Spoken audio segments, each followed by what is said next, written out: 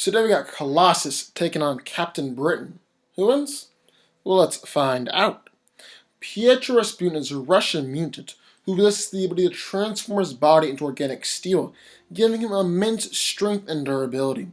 Colossus is among the physically strongest of the X-Men, and also, fun fact, he's a talented artist. Just a little, throw that in there. Now, in his armored state, Colossus possesses insane superhuman strength and is actually able to easily lift over 100 tons. He's been able to smash tanks with his bare hands, throw around 50-foot tall robots, carry the X-Men's plane, the Blackbird, which weighs around 85 tons, and held up a collapsing hospital before. His punches have even been able to injure Abomination and the Hulk. In his armored state, he produces considerably less fatigue toxins, so Colossus can actually fight at full strength for several days before he begins to get tired. He's also just as agile and flexible as he is in his human form, despite being made of organic steel. Colossus is incredibly durable, able to withstand essentially any caliber bullet, an explosion of 4,500 pounds of TNT, optic blasts from Cyclops, punches from the Hulk, and Wolverine isn't even able to cut through him with his adamantium claws. Although that's probably because Logan isn't strong enough, not that Colossus can actually stand up to adamantium. Finally, it's even said that it requires 750 tons of force in order to break one of Colossus' arms. Then in the other corner of Captain Britain, chosen by Merlin, Brian Braddock became Captain Britain, protector of Great Britain and the Omniverse. He's a founding member and leader of Excalibur, twin brother of the X-Men Psylocke, an agent of MI-13, and is currently serving as a member of the Captain Britain Corps. Originally, Captain Britain's powers were derived from the Amulet of Right, and whenever Brian touched the amulet, he was instantly transformed into Captain Britain. However, this has evolved throughout the years, and changed to become where they are more of an innate magic-based abilities, and actually come from the friction between dimensions. Brian is superhumanly strong, fast, and has incredible stamina and reflexes. He's been seen trading blows with Juggernaut, and Hulk is completely bulletproof and is durable enough to take attacks from Binary, no problem.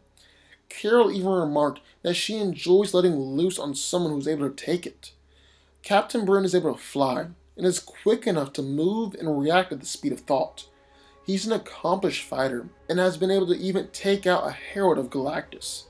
He's also an expert of nerve strikes and nerve pinches. However, Captain Britain's powers work a whole lot like Gladiator's, where it depends on his confidence and willpower, and really his full power is unknown. So who wins? Well, let's break it down. Now, I would say that Colossus is slightly stronger and more durable here. He's had more impressive showings throughout the years, and his sheer durability is just really difficult to overcome. I mean, it's been said that it requires 750 tons of force in order to break one of Colossus' bones. That's not nearly the case for Captain Britain. However, I really don't think he's that far behind in terms of pure strength. I would say there's maybe like a 10-ton difference. He's definitely still strong enough to hurt Colossus. But Brian's power is also dependent on his willpower. So while he could become more powerful, it also means that he can lose his power if he begins to lose his will while fighting against Colossus' superior strength. Now this would usually be at the time where I would say that since Colossus is stronger and more durable, he should win. But I can't. Because there's another side of this fight that we've got to consider. Captain Britain's speed, agility, and flight. We've already established that Brian is strong enough to injure Colossus with his punches, and now we can also see that he has the ability to fly in, unleash an attack, and then fly back out of range. Since Colossus is bound to the ground, that really limits him in this fight, and while he can throw things at Captain Britain, he can't effectively attack him while he's in the air. I would also argue that Brian has proven himself to be a better and smarter fighter, especially since Pietro isn't really a fighter at heart, there's a softer side.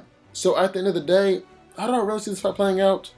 Well, I believe it all comes down to Captain Britain's flight. The fact that he can move in and out of range, and fly in, unleash an attack, and then speed away is going to be the deciding factor in this fight, and because of that, I believe that Captain Britain wins. But what do y'all think? I would love to hear your thoughts, so sound off in the comments down below. Also, be sure to hit the subscribe button for more videos just like this one every single day, and I will see y'all next time.